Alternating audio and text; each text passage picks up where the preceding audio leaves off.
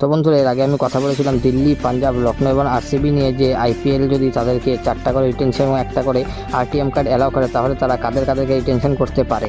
আর বন্ধুরা, আজকে আমি কথা বলবো রাজস্থান রয়্যালস নিয়ে, যে তাদের রিটেনশন কি হতে পারে। তো রিটেনশন হিসাবে রাজস্থান রয়্যালস সবার প্রথমে যাকে করবে সেটা হলো সঞ্জু স্যামসন। তার কারণ তার ফর্মও ভালো এবং তার ক্যাপ্টেন্সিতে রাজস্থান অনেক ভালোই খেলেছে, তো তার জন্য তাকে রিটেনশন করবে। তাদের 2 নম্বর রিটেনশন হবে রিয়ান পারাগকে নিয়ে, কারণ রিয়ান পারাগের উপরে অনেক বেশি ইনভেস্ট করেছিল এবং লাস্ট ইয়ার সে তার পারফরমেন্স দিয়ে সেটা পুরোপুরি কমপ্লিট করে দিয়েছে। তো আমার যতটুকু মনে হয় তাকে রিটেন করবে সেকেন্ড হিসাবে। এবং 3 নম্বরে করবে যুজবেন্দ্র চেহালকে, কারণ যে তার যখন থেকে সে আরসিবি ছেড়ে আরআরে জয়েন করেছে তারপর সে তার পারফরমেন্সটা আগেও ভালোই ছিল এবং আরআরে আসার পর তার পারফরমেন্স অনেক একটা অন্য লেভেলেই চলে গেছে। তবে 4 নম্বর রিটেনশন নিয়ে তো কোনো রকম ডাউট থাকতে লাগে না, কারণ সেটা হবে এসএসবি জয়সওয়াল। কারণ জয়সওয়াল এই আরআরের জন্য কী করেছে ওপেনারে সেটা আমরা সবাই দেখেছি। তো এই ছিল এদের রিটেনশন হতে পারে। আর আরটিএম কার্ডের কথা বলি, তো সেটা আমার যতটুকু মনে হয় যে সেটা হয়তো জস বাটলারের উপরে ইউজ করবে, কারণ আমরা সবাই দেখি যে জস বাটলার কী করেছে এই